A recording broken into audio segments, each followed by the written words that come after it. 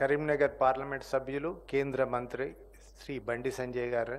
శ్రీ బండి సంజయ్ గారు నాకు కార్యకర్తల నుంచి బండి సంజయ్ గారు తెలుసు. విద్యాసాగరరావు గారిని పూర్తిగా వారు గౌరవిస్తారు. ప్రస్తుత రాజకీయాల ప్రకారం వారి యొక్క పంతాను వేరే విధంగా నడిపించుకున్న విద్యాసాగరం గౌరవించుకుంటా ఈ ప్రస్తుత పోటీ పడే రాజకీయాలను వాళ్ళు ఫాలో అవుతారు. కాబట్టి విద్యాసాగరరావు గారి గురించి కూడా వారిని, ఎందుకంటే తను విద్యాసాగరరావు గారిని మొదటి నుంచి చూసిన వ్యక్తి తను కూడా.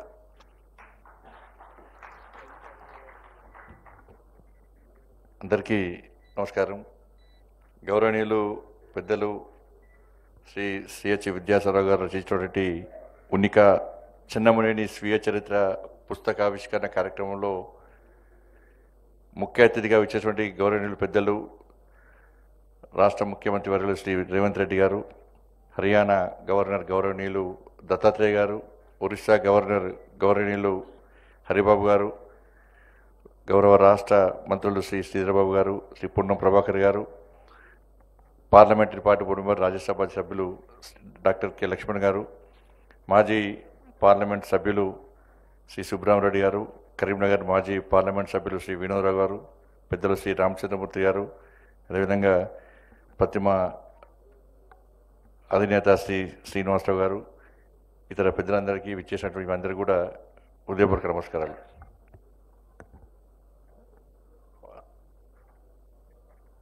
మా కరీంనగర్ జిల్లా ముద్దుబిడ్డ, మీ అందరం ప్రేమ ఆప్యాయతతోని అభిమానంతో పిలిచేటువంటి సాగర్జీ అని పిలుచుకునే మా సాగర్జీ రచించినటువంటి ఈ పుస్తకావిష్కరణ కార్యక్రమం పాల్గొనడం చాలా సంతోషం. ఎందుకంటే ఈరోజు స్వామి వివేకానంద జయంతి, జాతీయ యువజన దినోత్సవం.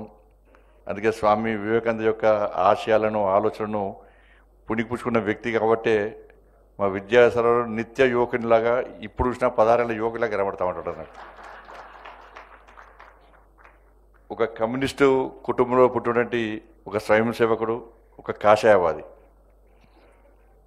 ఎందుకంటే మొదటి నుంచి కూడా విద్యార్థి పరిషత్ కార్యకర్తగా అనేక విద్యార్థి ఉద్యమాలు నిర్వహించి ఆ రోజు విద్యార్థి పరిషత్ కార్యకర్తతో పాటు యువమోర్చా, భారతీయ జనతా పార్టీలో అనేక బాధ్యతలు నిర్వహిస్తూ నక్సలైట్లు దాడి చేసినప్పుడు కూడా, చంపుతామని బెదిరించినప్పుడు కూడా, దాడులు చేసినప్పుడు కూడా, బతుకుతామా చస్తామా తెలియని పరిస్థితుల్లో కూడా ఏ రోజు కూడా నమ్మిన సిద్ధాంతాన్ని విడవకుండా నిత్యం ఒక జాతీయవాదంతో పార్టీ ప్రతిష్ట కోసం పాటుపడిన వ్యక్తి శ్రీ సిహెచ్ విద్యాసాగరరావు గారు. భారతీయ జనతా పార్టీ ఉమ్మడి రాష్ట్రానికి అధ్యక్షుడిగా, కరీంనగర్ పార్లమెంటుకు 2 సార్లు ఎంపీగా ఉండి, నేను ప్రస్తుతం నిర్వహిస్తున్నటువంటి హోంశాఖ సహామంత్రుల బాధ్యతలు నిర్వహించిన వ్యక్తి విద్యాసాగరరావు గారు. ముఖ్యంగా చాలామంది మాట్లాడేది ఉంది కాబట్టి ఒక 2-3 విషయాలు చెప్పి ముగిస్తాను. నేను భారతీయ జనతా పార్టీలో ఈ తెలంగాణ నినాదాన్ని, ఈ తెలంగాణ వాదాన్ని తీసుకోవడానికి గొప్ప వ్యక్తి విద్యాసాగరరావు గారు. తెలంగాణ ఉద్యమం ఒక ఓటు, భారతీయ జనతా పార్టీ మొదటనే ఒక ఓటు 2 రాష్ట్రాలను తీర్మానం చేసిన తర్వాత ఈ తెలంగాణ రాష్ట్రంలో ఉద్యమ తీవ్రత ఇంకా స్టార్ట్ కాకముందే నాకు చాలా గుర్తు, 98లో అనుకుంటా, ఇక్కడ ఉన్న వైస్రాయ్ హోటల్ ముందు ఒక పెద్ద ఫ్లెక్స్ కట్టారు విద్యాసాగరరావు గారు. తెలంగాణకు స్వాతంత్రం ఎప్పుడు వచ్చిందో తెలుసా అని క్వశ్చన్ మార్క్తో పెడితే చాలామంది హేళనకు చూశారు. తెలంగాణ స్వాతంత్రం వచ్చేది, దేశానికి స్వాతంత్రం వచ్చేది, తెలంగాణ ప్రత్యేక దేశం అని చెప్పి చాలా సందర్భాలు అనేక రకాల వ్యంగ్యంగా మాట్లాడిన వ్యక్తులు ఉన్నారు ఇవాళ. కాబట్టి ఈరోజు 17th సెప్టెంబర్ తెలంగాణ రాష్ట్రానికి స్వాతంత్రం వచ్చిందంటే 1948 17th సెప్టెంబర్ అని చెప్పి ఈరోజు చెప్పుకుంటున్నామంటే నిజంగా తెలంగాణ విమోచన దినోత్సవం అంటేనే విద్యాసాగరరావు గుర్తొస్తారు. ఇలా ఏ రాజకీయ పార్టీ చేయని సందర్భంలో భారతీయ జనతా పార్టీ రాష్ట్ర అధ్యక్షులు ఉన్నప్పటి నుంచి కూడా ఇప్పటివరకు కూడా తెలంగాణ విమోచన దినోత్సవాన్ని అధికారికంగా జరపాలని చెప్పి నిరంతరం పోరాటం చేస్తూ అనేక మంది కార్యకర్తలు లాఠీ దెబ్బలు, కాళ్ళు చేతులు విరిగినప్పుడు కూడా ఎక్కడ వెనుకడు వేయకుండా తెలంగాణ విమోచన దినోత్సవం అధికారికంగా జరపాలని చెప్పి భారతీయ జనతా పార్టీ ఏదైతే ఉద్యమం చేసిందో ఆ ఉద్యమానికి కర్త కర్మక్రియ శ్రీ విద్యాసాగరరావు గారు. అద్వానీ గారి యొక్క నేతృత్వంలో, వాజ్పేయి గారి యొక్క ప్రభుత్వంలో పనిచేసిన వ్యక్తి నాకు చాలా గుర్తు. ఒకసారి కరీంనగర్లో అద్వానీ గారి బహిరంగ సభ ఉండే, ఉదయం మార్నింగ్ 4 o'clock మేము గెస్ట్ హౌస్ చౌరస్తాలో ఉదయం 4 గంటలకు మేము 5 కార్యకర్తలు కలిసి ఆ సర్కిల్ చుట్టూ జెండాలు కడుతున్నాం, బ్యానర్లు కడుతున్నాం. విద్యాసాగరరావు గారు హైదరాబాద్ నుంచి వచ్చారు, అప్పుడే వస్తున్నారు కారులో ఆ గెస్ట్ హౌస్ దగ్గర మార్నింగ్ 4 o'clock. అక్కడ కారు ఆపి ఏం చేస్తున్నా ఇంకా అని చెప్తారు, ఫ్లెక్సీలు బ్యానర్లు కడుతున్నాం సార్ అంటే ఇంకా పడుకోలేదా అన్నారు. లేదు సార్ ఇంకా 2 చౌరస్తాలు లేదు సార్, ఆ 2 చౌరస్తాలు అలంకరణ చేసాక పడుకుంటాం సార్, పడుకునే టైం ఉండదు సార్ అంటే వారు ఆశ్చర్యపోయి నువ్వు ఇంకో సర్కిల్ పూర్తి చేసరికి ఎంత టైం పడుతుందంటే సార్ మార్నింగ్ 7 అవుతుంది సార్ అని చెప్పాను. సరే 7 o'clock ఆ 2 సర్కిల్ జెండాలు కట్టిన తర్వాత నువ్వు స్నానం చేసి వెంటనే గెస్ట్ హౌస్కి వచ్చి నాకు కలవాలని చెప్పన్నారు. ఉదయం గెస్ట్ హౌస్ పోయిన తర్వాత వాళ్ళ గన్మెన్ పిలిచి ఒక ఫ్లాస్కు, ఒక టీ కప్, ఒక బ్యాగ్ నా చేతికిచ్చి నువ్వు అద్వానీ గారు వెంట నువ్వే ఉండాలి, అద్వానీ గారికి ఛాయ్ అంటే చాలా ఇష్టం, గంటకు ఛాయ్ తాగుతారు, ఆ ఛాయ్ ఇవ్వాల్సిన బాధ్యత మీదే అని చెప్పి అక్కడనే ఉన్నటువంటి డాక్టర్ జగన్మారావు గారు ఇల్లు పడ్డట్టుగా వారి ఇంటి నుంచి ఛాయ్ తీసుకురావాలే నువ్వు ఇవ్వాలని చెప్పి ఆ రోజు ఆ బాధ్యతను అప్పయినాక ఉదయం నుంచి సాయంత్రం వరకు ఒక 100 ఛాయలు ఇచ్చిన అద్వానీ గారికి. లాస్ట్కు చివరికి అద్వానీ గారు పోయేటప్పుడు కూడా బుక్లో రాసిన చెప్తున్నారు, విజయసారి రాసిన చెప్తున్నారు, ఆ అద్వానీ గారు పోయేటప్పుడు కూడా ఇవాళ మొత్తం నాకు ఈ మీటింగ్లు ఈ సమావేశం అంతా చూసినాక నాకు ఛాయ్ బాగా నచ్చిందని చెప్పన్నారట వారు కూడా.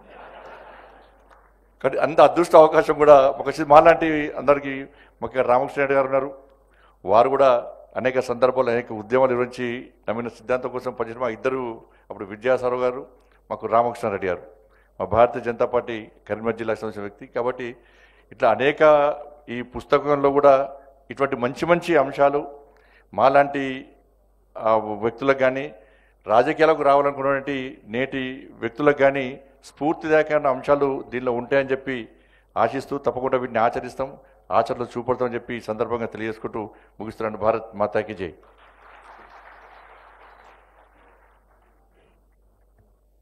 పెద్దలు చెన్నంనేని విద్యాసాగర్ రావు గారు స్వీయ రచనలో రచించిన ఉనిక వారి అనుభవాల జ్ఞాపికను ఈరోజు విడుదల చేయడానికి నాతో పాటు ముఖ్య అతిథులుగా హర్యానా గవర్నర్ పెద్దలు బండారు దత్తాత్రేయ గారు, ఒడిశా గవర్నర్ ఖమ్మంపాటి హరిబాబు గారు, కేంద్ర మంత్రివర్యులు బండి సంజయ్ గారు, సహచార మంత్రివర్గ సభ్యులు దుద్దిల్ల శ్రీధర్ బాబు గారు, పొన్నం ప్రభాకర్ గారు, రాజ్యసభ సభ్యులు డాక్టర్ లక్ష్మణ్ గారు, అదేవిధంగా మాజీ కేంద్ర మంత్రివర్యులు సుబ్బరామరెడ్డి గారు, వేదిక మీద ఉన్న పెద్దలందరూ, ఇక్కడికి విచ్చేసిన విద్యాసాగర్ రావు గారి ఆత్మీయులందరికీ కూడా మనస్ఫూర్తిగా ధన్యవాదాలు, అభినందనలు తెలియజేస్తున్నాను. ముఖ్యంగా ఈ నిర్వాహకులకు మనస్ఫూర్తిగా అభినందనలు తెలియజేస్తున్నాను. నా 35 సంవత్సరాల విద్యార్థి దశ నుంచే ఈరోజు తెలంగాణ రాష్ట్ర ముఖ్యమంత్రిగా బాధ్యతలు చేపట్టిన ఈ సందర్భం వరకు వివిధ దశలలో పరిచయమైన వాళ్ళు, కలిసి పనిచేసిన వాళ్ళు, మిత్రులు, ఆదర్శంగా తీసుకున్న పెద్దలందరినీ ఒక వేదిక మీద కలవడానికి ఈ సందర్భం చాలా ఉపయోగపడ్డది. అందుకే నిర్వాహకులను మనస్ఫూర్తిగా నేను అభినందించదలుచుకున్నాను. విద్యాసాగర్ రావు గారు అని పిలిస్తే వారికి మాకు చాలా దూరం ఉన్నట్టుగా భావించాల్సి వస్తుంది. వారికి కావలసిన వాళ్ళు, వారిని అభిమానించే వాళ్ళందరూ వారిని సాగర్జీగానే గుర్తిస్తారు, సాగర్జీగానే పిలుస్తారు. మా అందరికీ వారు సాగర్జీనే. ఈరోజు విద్యాసాగర్ రావు గారు విద్యార్థి రాజకీయాల నుంచి ఉస్మానియా యూనివర్సిటీలో వారు అఖిల భారతీయ విద్యార్థి పరిషత్ ప్రతినిధిగా ప్రారంభమై ఆ తర్వాత శాసనసభ్యుడిగా 3 సార్లు బాధ్యత నిర్వహించి ఆ తర్వాత ఉమ్మడి ఆంధ్రప్రదేశ్ భారతీయ జనతా పార్టీ అధ్యక్షుడిగా, ఆ తర్వాత కేంద్ర సహాయ మంత్రిగా, ఆ తర్వాత ఈ దేశంలోనే ఒకటి అత్యంత రాజకీయ చైతన్యం ఉన్న రాష్ట్రం అయితే ఇంకొక రాష్ట్రం ఈ దేశ ఆర్థిక వ్యవస్థనే శాసించగలిగిన శక్తి సామర్థ్యాలు ఉన్న రాష్ట్రం.